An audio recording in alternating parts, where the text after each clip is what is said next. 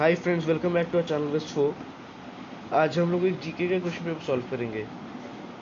तो आपको पता होगा कि जनरल नॉलेज जो है वो हर कॉम्पिटिटिव एग्जाम का एक इम्पॉर्टेंट पार्ट होता है। तो अभी विश्व ने आपके लिए क्या किया है, हमने हमारे कंट्री में जितने भी इम्पोर्टेंट कॉम्पिटिटिव एग्जाम्स होते हैं, वैसे तो सभी इम्पोर्टेंट है, लेकिन जिनको एकदम टॉप लेवल के एग्जाम्स माने जाते हैं, हमने उन सारे सब्जेक्ट्स के जनरल नॉलेज के पेपर जो है हमने वो एनालाइज किया है और वहाँ से कुछ इंपॉर्टेंट क्वेश्चंस लाए हैं। तो अभी विश्व आपके लिए कोशिश करेगा कि वो आपके सारे क्वेश्चंस कवर करे। हमने इसी टॉपिक के ऊपर पिछले और कुछ वीडियोस बनाए हैं, तो आप ज़रूर उन वीडियोस को देख लीजिएगा, क्योंकि उनमें मैंने कुछ इंपॉर्टेंट टिप्स और एकदम सही ढंग से करने का प्रोसेस उसमें दिखाया है। और वैसे तो वहाँ पे क्वेश्चन भी बहुत ही इम्पोर्टेंट है, तो आप उन वीडियोस को ज़रूर देख लीजिएगा। तो अभी चलिए आगे बढ़ते हैं। तभी हमारा पहला क्वेश्चन है, the Victoria fall is located on which river. तो आपको पता होगा कि विक्टोरिया फॉल्स जो है वो आपका हमारे 7 नेचुरल वंडर्स में से एक है, और वो हमारा जो जाम्बेजी रिवर है अफ्रीका में, वो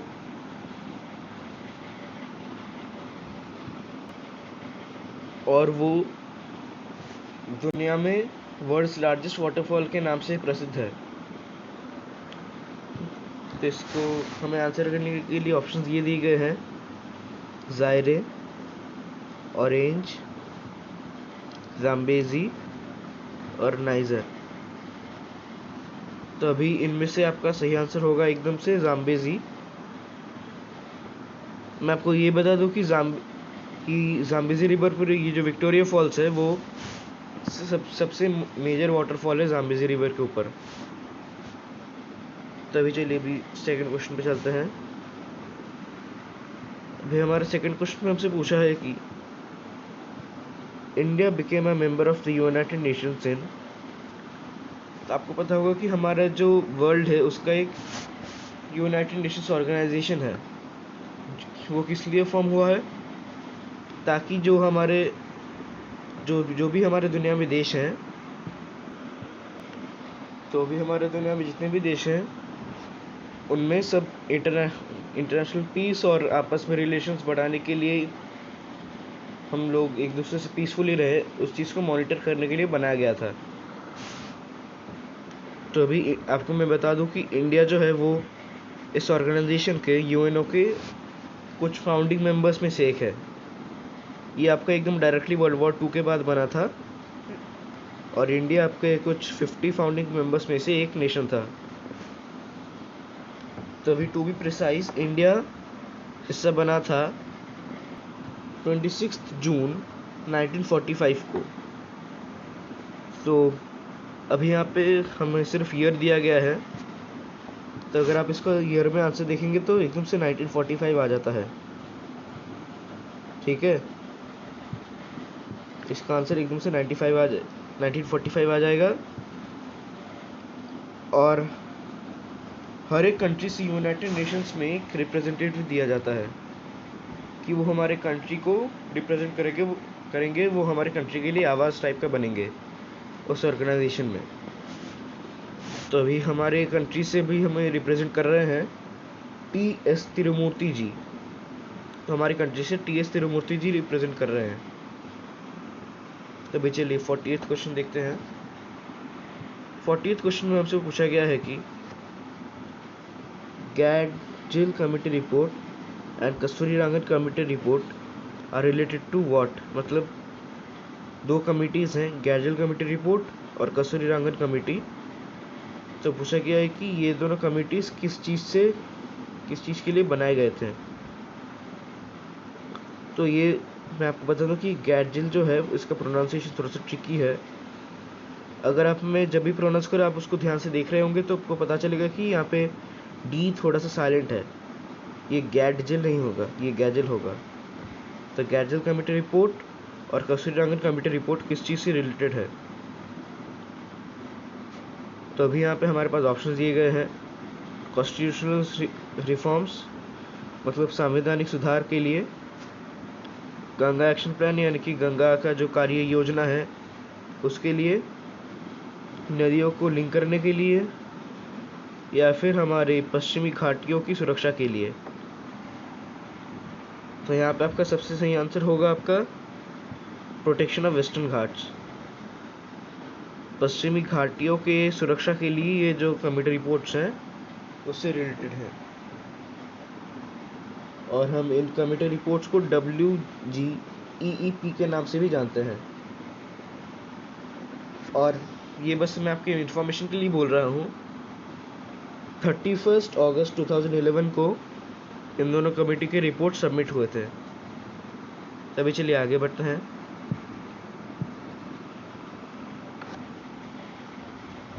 Which one of the following makes the largest delta of the world? तभी हमारे 49th क्वेश्चन में पूछा गया है कि which one of the following makes the largest delta of the world? मतलब यहाँ पे क्या दिए गए हैं? The Ganges, इंडस, नाइजर और नाइल।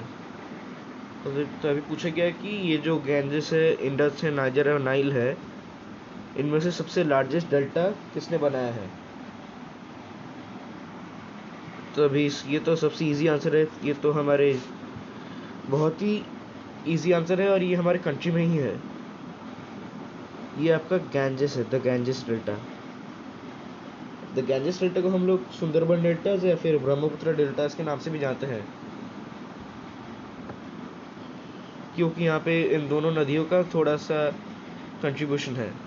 इस डेल्टा को बनाने, फॉर्म होने के लिए इन दोनों नदियों का कंट्रीब्यूशन है। तो गैंजेस और ब्रह्मपुत्र, इन दोनों नदियों का। तो हमारा 50th क्वेश्चन है, in which country would you find the city of Limerick? मतलब एक सिटी है लिमरिक नाम का, तो अभी वो सिटी कहाँ पर मिलेगा, किस कंट्री में मिलेगा? तो अभी आपके पास ऑप्शंस हैं Russia, US, United states, Ireland और ऑस्ट्रेलिया।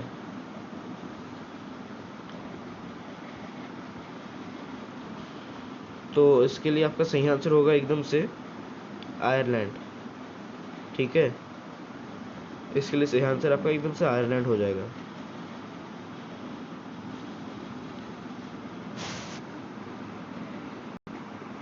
और ये जो सिटी है लिमरिक, ये आपका 812 AD में बना था। ये सिटी आपका 812 AD में फाउंड हुआ था। तभी चलिए अभी हमारा जो 51st क्वेश्चन है उसमें हमसे पूछा गया है कि every year dash is observed as national broadcasting day. मतलब हर साल राष्ट्रीय प्रसारण दिवस कब मनाया जाता है? ऑप्शन है 23 जून, 23 मई, जुलाई 23 या फिर अप्रैल 23। तभी हमारे पास सही आंसर होगा आपका जुलाई 23। जुलाई 23 को हमारा नेशनल ब्रॉडकास्टिंग डे यानी कि नेशनल राष्ट्रीय प्रसारण दिवस मनाया जाता है। ये दिवस जो है राष्ट्रीय प्रसारण दिवस, ये आपका हमारा जो इंडियन ब्रॉडकास्टिंग कंपनी है उसने उस दिन अपने जो बॉम्बे स्टेशन है उसका, मुंबई का जो स्टेशन था या फिर है, उसने उस दिन उस मुंबई के स्टेशन से अपना ब्रॉडकास्टिंग स्टार्ट किया था, अपना कारोबार उस स्टेशन से स्टार्ट किया था, तो इसलिए इस दिन को मनाया जाता है। अभी चलिए आगे चलते हैं।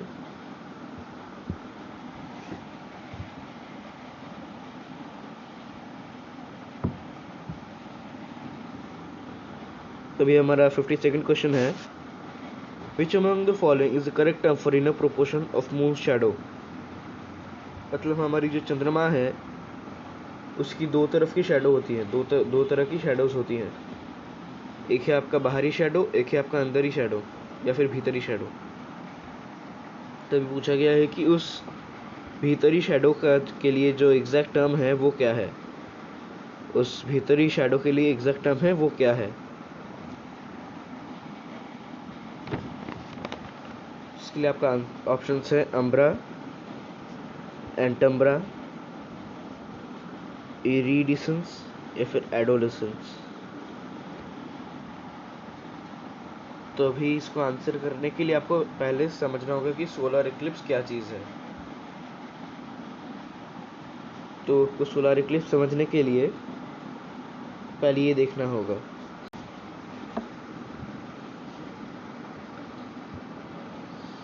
आपका इतना बड़ा सन है, ये आपका सन है, ठीक है। ये आपका मून है, मून है आपका ये, और ये आपका अर्थ है, ठीक है। अभी जो चीज़ है सोलर इक्लिप्स में क्या होती है, सोलर इक्लिप्स में सन की जो दो रेज हैं, ऊपर से दो रेज जो है ऊपर से, हमें वो चाहिए, मतलब एक यहाँ से, एक यहाँ से, एक यहाँ, और दो नीचे से, मतलब यहाँ से और यहाँ से। तभी यहाँ पे दो दो शैडोज हैं, एक इस जगह पे और एक इस जगह पे। और यह जो शैडोज मैंने दिखाई, ये आपको भी अंदर ही शैडो नहीं है, ये आपका क्या है, आपका बाहरी शैडो है। मैंने बोला था, आपको याद है यहाँ पर कि जो हमारी चंद्रमा है उसकी सोलर इक्लिप्स के समय दो तरह की शैडोज होती है, एक अंदरी शैडो, एक बाहरी शैडो। तो अभी ये आपका है बाहरी शैडो, ये आपका क्या है, ये आपका बाहरी शैडो है, ये वाला पोर्शन, ये वाला पोर्शन भी आपका बाहरी शैडो है। तो आपका फिर अंदरी शैडो क्या हुआ? हाँ, आपने एकदम सही गेस किया होगा, ये आपका है अंदरी शैडो, भीतरी शैडो ये है। इसको हमारा जो बाहरी शैडो है, इसको हम लोग पेनम्ब्रा बोलते हैं, और यहाँ पे जो अंदरी शैडो है उसको हम लोग अम्ब्रा बोलते हैं। आप लोग इस स्पेलिंग को देख के इसको अम्ब्रिया भी प्रोनाउंस कर सकते हैं, लेकिन वो एकदम करेक्ट प्रोनाउंसिएशन नहीं होगा, वो आपका क्या होगा, अम्ब्रा होगा। अम्ब्रा और पेनम्ब्रा। अम्ब्रा है आपका भीतरी शैडो, पेनम्ब्रा है आपका क्या, हाँ सही, बाहरी शैडो, ठीक है। तो आप इस फिगर को एकदम मत भूलिएगा, ये फिगर आपके लिए बहुत इम्पोर्टेंट है, ठीक है। अभी चलिए, अभी हम लोग आगे बढ़ते हैं। तो जाहिर सी बात है इसका आंसर होगा आपका अम्ब्रा, इसका आंसर जाहिर सी बात है क्या होगा, अम्ब्रा हो जाएगा इसका, सही ना। तो याद रखना, पेनम्ब्रा आपका हो गया बाहरी शैडो, अम्ब्रा हो गया आपका भीतरी शैडो। तो अभी चलिए नेक्स्ट क्वेश्चन में चलते हैं। तो अभी चलिए नेक्स्ट क्वेश्चन में चले। तो अभी नेक्स्ट क्वेश्चन में हमसे क्या पूछा है, हमसे पूछा है कि एटॉम इज इलेक्ट्रिकली मतलब हमारा जो परमाणु विद्युत है वो के रूप में, हमारा जो परमाणु है वो विद्युत के रूप में क्या है। परमाणु मतलब आप कंफ्यूज मत होइए, परमाणु मतलब आपका क्या हो गया, परमाणु मतलब आपका एटम बम है।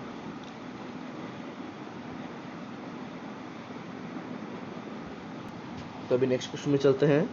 नेक्स्ट क्वेश्चन में हमसे क्या पूछा है, नेक्स्ट क्वेश्चन में हमसे पूछा है कि एटम इज इलेक्ट्रिकली डैश, मतलब हमारा जो परमाणु है वो इलेक्ट्रिकली क्या है, मतलब विद्युत के रूप में क्या है। तभी आप परमाणु से कंफ्यूज मत होइएगा कभी। आपने एटम बम सुना है ना, तो एटम बम को हम लोग परमाणु भी कहते हैं, परमाणु हथियार कहते हैं। तो हथियार मतलब यहाँ पे बम हो गया, और फिर परमाणु मतलब क्या हो गया, हाँ एकदम सही, एकदम सही है, उसका मतलब हो गया एटम। यानी कि आपको सही पता चला, एटम आपका परमाणु से एकदम सिनोनिमस है, परमाणु और एटम का मतलब एक ही है। तभी चलिए अभी हम लोग देखते हैं इसका आंसर क्या होगा।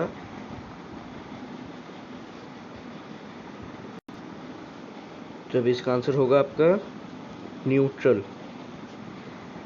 तो ये आपका एकदम केमिस्ट्री का एकदम बेसिक सा सवाल है। इसमें हमसे पूछा क्या था कि एटम का जो इलेक्ट्रिकल फॉर्म है वो क्या है, मतलब वो न्यूट्रल है, पॉजिटिव है या फिर नेगेटिव है। तो अभी हम सबको पता है कि एटम का इलेक्ट्रिकल चार्ज क्या होता है, ज़ीरो होता है।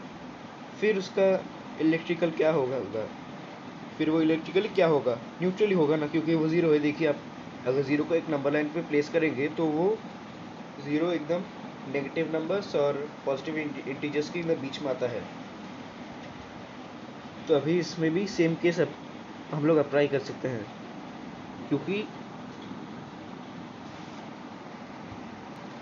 अगर एटम का इलेक्ट्रिकल चार्ज ज़ीरो होगा तो अभी उसका आंसर वो न्यूट्रली होगा ना। तभी चलिए अभी हम लोग नेक्स्ट क्वेश्चन में चलते हैं। नेक्स्ट क्वेश्चन में हमसे बोला गया है कि what will be the change when iron gets rusted. मतलब लोहे पे जंग लगने के बाद उसमें क्या चेंज आता है, क्या बदलाव आता है।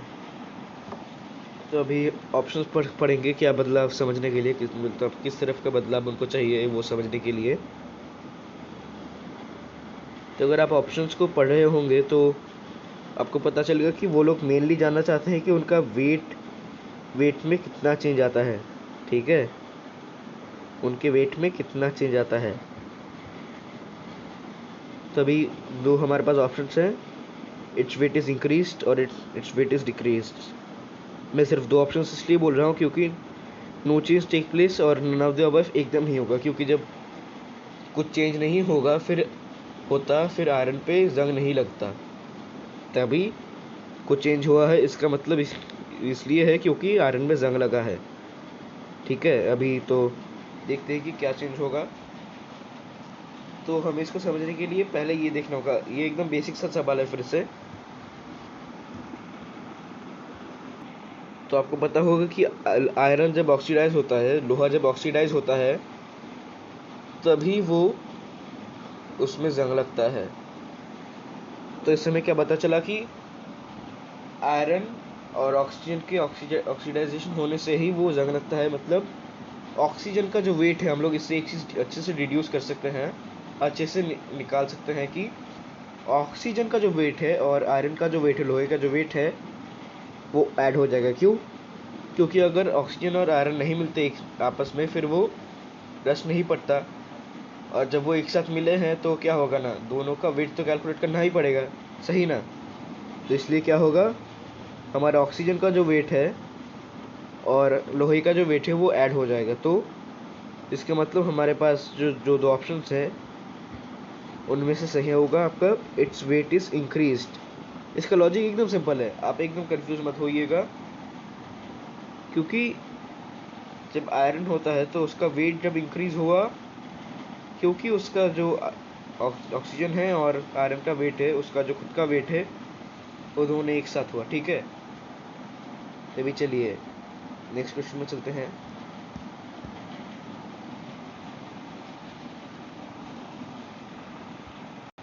तो अभी नेक्स्ट क्वेश्चन में हमसे पूछा गया है कि which of the following planets has the maximum value to escape velocity. तो अभी इसके लिए आपको पहले पता होना चाहिए कि एस्केप वेलोसिटी क्या चीज़ है। तो एस्केप वेलोसिटी का एकदम सिंपल भाषा में ये मतलब होता है कि सपोज आपको अर्थ के ग्रेविटेशनल पुल से बाहर जाना है, तो अब आपको अर्थ के ग्रेविटेशनल पुल से बाहर जाने के लिए जितने ज़ोर से जाना होगा, जितनी स्पीड से जाना होगा, ताकि आप अर्थ के ग्रेविटेशनल पुल से छूट जाए, उसकी ग्रेविटी के असर की जगह से छूट जाए, तो स्पीड को आपको क्या कहते हैं, उस स्पीड को आपको एस्केप वेलोसिटी कहते हैं, क्योंकि आप तेज़ी से एस्केप कर रहे हैं तो एस्केप वेलोसिटी। ठीक है, तो अभी हम लोग ग्रेविटी को लेके क्या जानते हैं कि जितना बड़ा एक प्लैनेट का साइज होता है उतना ही बड़ा उतना ही ज़ोर से उसका ग्रेविटेशनल पुल होगा। सही, एकदम ठीक। फिर हम लोग इससे एक चीज़ नहीं समझ सकते हैं क्या, सबसे बड़ा हमारे प्लैनेट का सोलर सिस्टम क्या है, जुपिटर, सही ना। फिर जुपिटर का जो मतलब ग्रेविटेशनल फोर्स है वो सबसे ज़्यादा होगा, और उसका ग्रेविटेशनल फोर्स सबसे ज़्यादा है, इसका मतलब क्या हुआ, एकदम सही, उसका एस्केप वेलोसिटी भी सबसे ज़्यादा होगा। तो मैं आपको एक होमवर्क देता हूँ, आप मुझे कमेंट सेक्शन में ये ज़रूर कमेंट कीजिए कि आपका जो एस्केप वेलोसिटी है जुपिटर का, उसकी वैल्यू क्या है।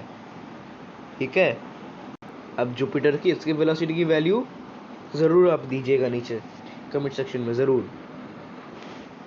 तो इसका सही आंसर आ गया जुपिटर, सही ना। तभी चलिए, तो मैं आपको एक चीज़ बता दूं सिर्फ कि ये सिर्फ इन्फॉर्मेशन है, इस क्वेश्चन से एकदम भी रिलेटेड नहीं है। जुपिटर भले ही आपकी सोलर सिस्टम का सबसे बड़ा प्लैनेट हो, लेकिन सबसे ज़्यादा मून्स उसके पास नहीं है। सबसे ज़्यादा मून सैटर्न के पास है। सबसे जुपिटर के पास 79 मून्स है। ठीक है, हाँ, तो अभी चलिए नेक्स्ट क्वेश्चन में चले। तो अभी 56 क्वेश्चन में हमसे पूछा है कि who one the 2017 Vijay Hazare trophy of cricket. तभी हमारे पास ऑप्शन है वेस्ट बंगाल, कर्नाटक, महाराष्ट्र और तमिलनाडु। तो अभी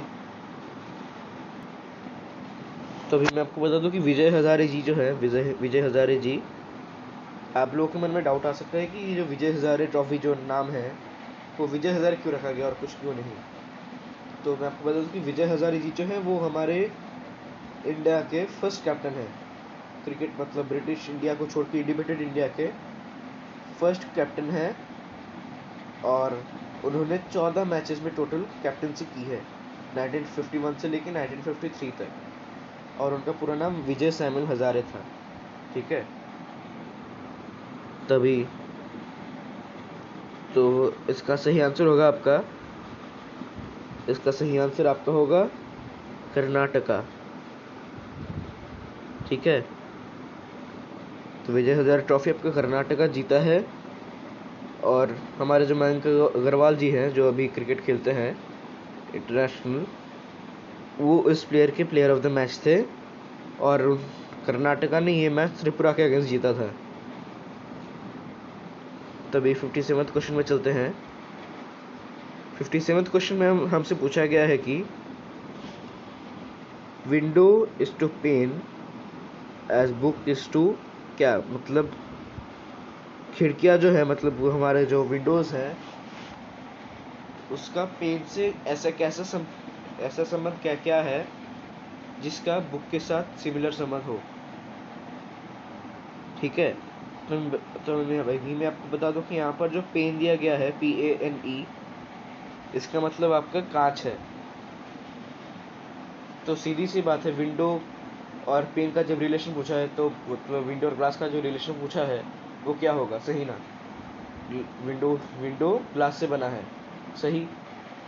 फिर अगर आपको बुक के लिए भी सिमिलर रिलेशन चाहिए तो आपको क्या देखना होगा, आपका कोई भी बुक जो है वो पेज से बना है, आपका कोई भी बुक पेज से बना है।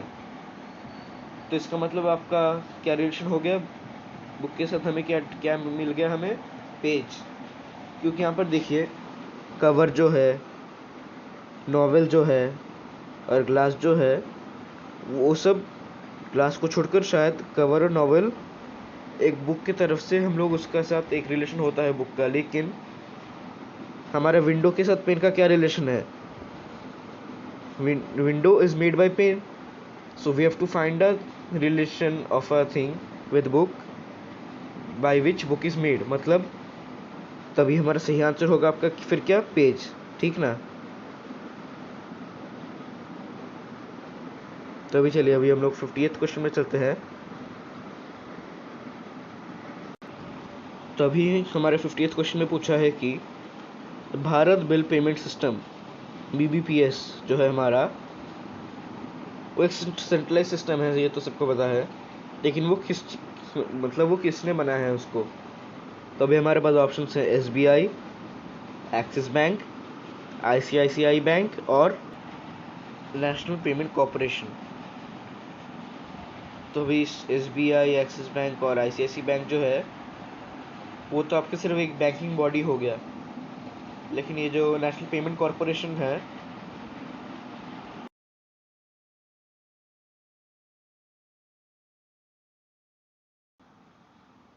तो एनपीसीआई जो है आपका मतलब national payment corporation of India जो है हमारा, वो किस लिए बना है? वो इंडिया में जो डिजिटल पेमेंट्स और सेटलमेंट्स होते हैं, एनपीसीआई उसके लिए रिस्पॉन्सिबल है।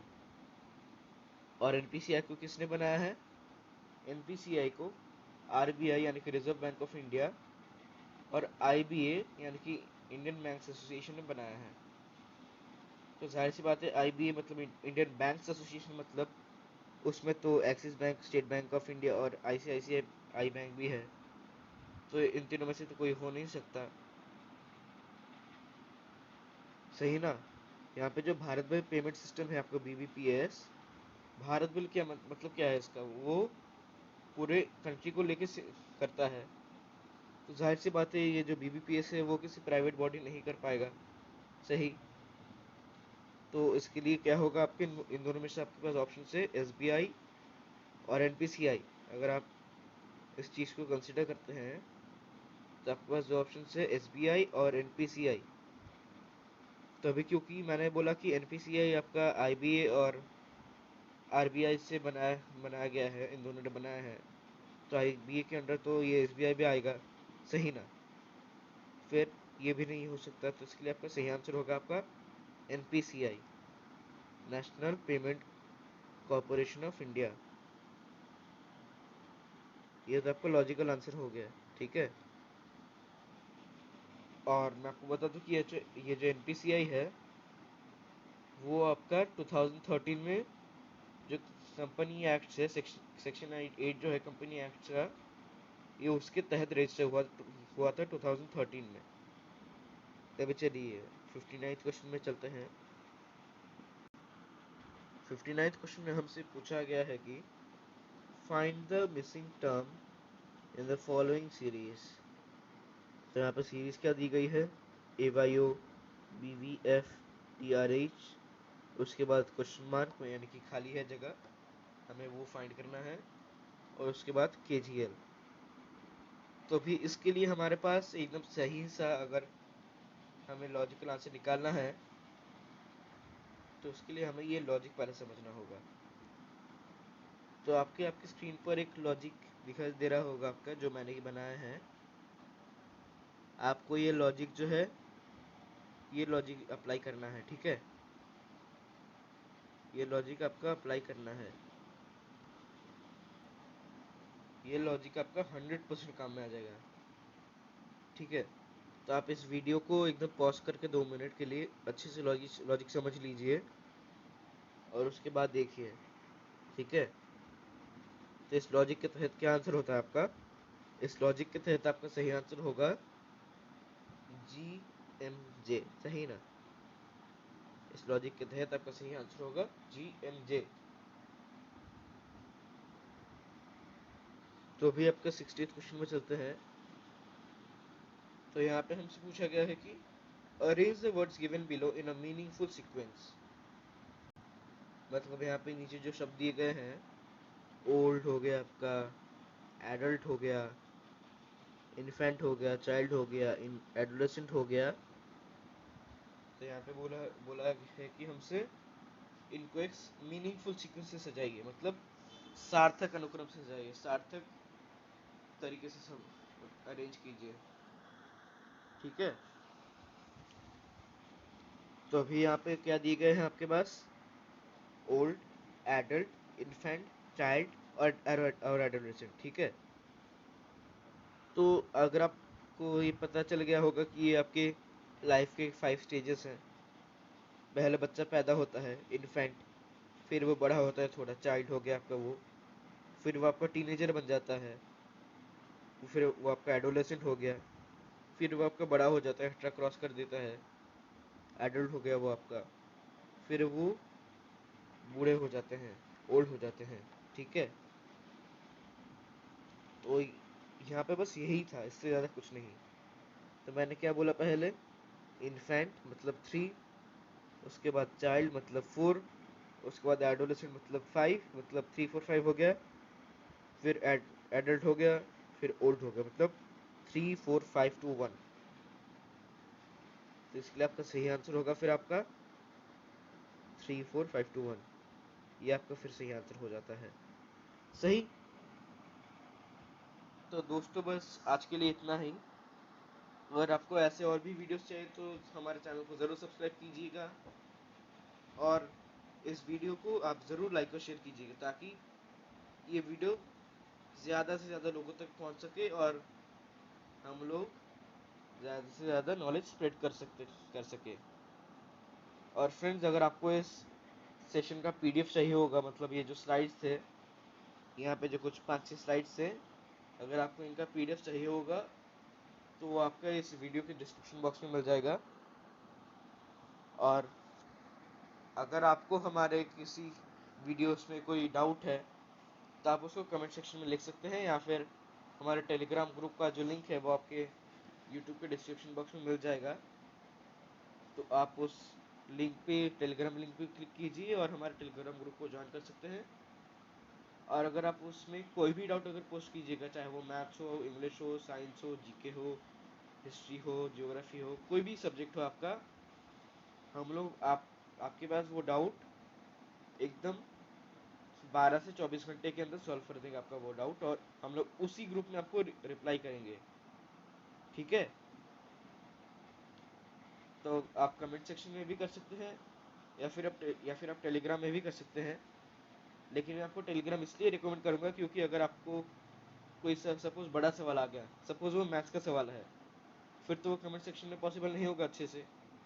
इसलिए मैं कह रहा हूँ अगर आपको कोई डाउट है तो आप उसको कमेंट सेक्शन में तो लिख ही सकते हैं, लेकिन आप वो उसको टेलीग्राम में भी लिखिएगा। क्योंकि सपोज टेलीग्राम में आपने पूछा कि हमारे पास, सपोज आपने कोई मेंसुरेशन का सवाल पूछ लिया या फिर यूनिटरी मेथड का सवाल पूछ लिया, तो हम लोग क्या कर सकते हैं, विश्व आपके लिए क्या कह सकता है, विश्व आपके उस डाउट को लेगा, अच्छे से एक पेपर में सॉल्व करेगा, उसकी पिक्चर्स क्लिक करेगा, पिक्चर स्कैन करेगा और आपको उसका पीडीएफ बना के भेज देगा, उसी ग्रुप में भेजेगा विश्व। ठीक है, विश्व आपको उसी ग्रुप में भेज देगा। तो बस फ्रेंड्स, बस आज के लिए इतना ही। और अगर आपको हमारे इस वीडियो के बाहर भी और कोई वीडियो के ऊपर कोई मतलब किसी टॉपिक के ऊपर कोई वीडियो चाहिए, सपोज आपका मैथ्स के क्यूबिक इक्वेशंस में कोई प्रॉब्लम है, मतलब आपको क्यूबिक इक्वेशन सपोज आपको स्कूल में कराया लेकिन आपको समझ में नहीं आया और आपको उसके ऊपर एक क्लास चाहिए, एक लाइव सेशन चाहिए, तो आप उसको ज़रूर हमें बोलिएगा कमेंट सेक्शन में। हम उसके ऊपर आपको वीडियो ज़रूर बना के दे देंगे, यूट्यूब में अपलोड कर देंगे। तो फ्रेंड्स, वंस अगेन, अगर आपको हमारा वीडियो पसंद आया तो ज़रूर लाइक और शेयर कीजिएगा, और अगर आप हमारे चैनल में नए हैं तो सब्सक्राइब ज़रूर कीजिए। Thank you.